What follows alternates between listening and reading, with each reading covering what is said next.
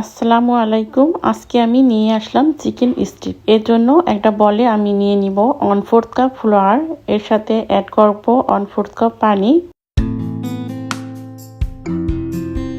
এর সাথে আরও দিয়ে দিব লেবুর রস 1 টেবিল চামচ, দিয়ে দিব সয়া সস 1 টেবিল চামচের মতো, ওয়েস্টার সস দিয়ে দিব 1 টিস্পুনের মতো,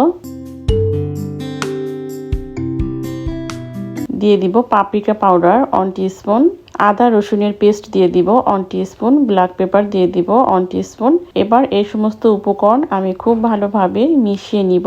এখানে আমি সয়া সস দিয়েছি, ওয়েস্টার সস দিয়েছি, আর এইগুলোতে অনেক লবণ থাকে, এজন্য আমি আর লবণ দিলাম না।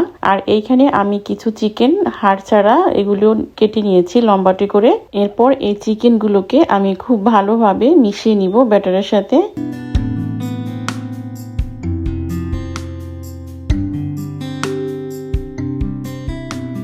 হয়ে গেল মিশিয়ে নেওয়া। এবার এটাকে আমি এক সাইডে রেস্টে রাখবো 15 মিনিটের জন্য।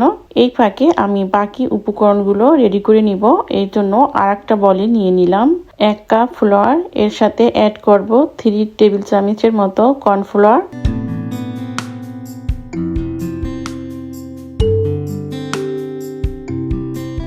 দিয়ে দিব আদা রসুনের পাউডার 1/2 টিস্পুন করে, এর সাথে আরো অ্যাড করব black pepper 1/2 teaspoon, paprika powder দিয়ে দিব 1 টিস্পুন, লবণ দিয়ে দিব স্বাদ অনুযায়ী। এবার এই সমস্ত উপকরণ আমি খুব ভালোভাবে মিশিয়ে নিব।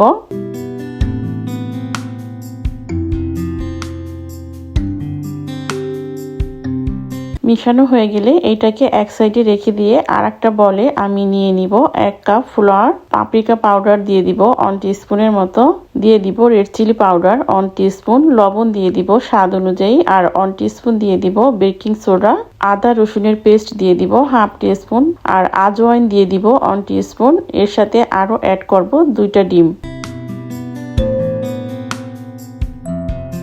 এবার এই সমস্ত উপকরণ আমি খুব ভালোভাবে মিশিয়ে নিব।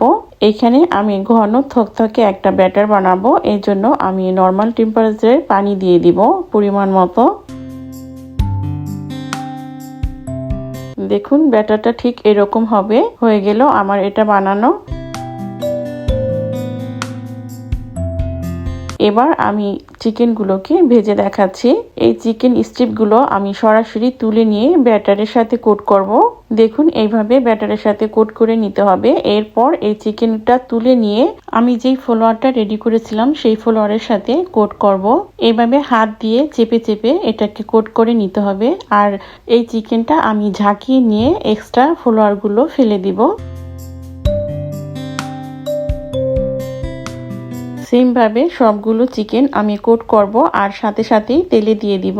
এই চিকেনগুলোকে আগেই যদি আমি কোট করে একটা প্লেটে রাখতাম তাহলে কিন্তু এর শেপটা সুন্দর আসতো না। দেখুন আমি আরো একটি করে দেখাচ্ছি। হয়ে গেল আমার সবগুলো করা। এবার এই চিকেনগুলোকে আমি উল্টে পাল্টে ভেজে নিব। হয়ে গেছে চিকেনগুলো ভাজা। এবার এইগুলোকে আমি তুলে নিলাম।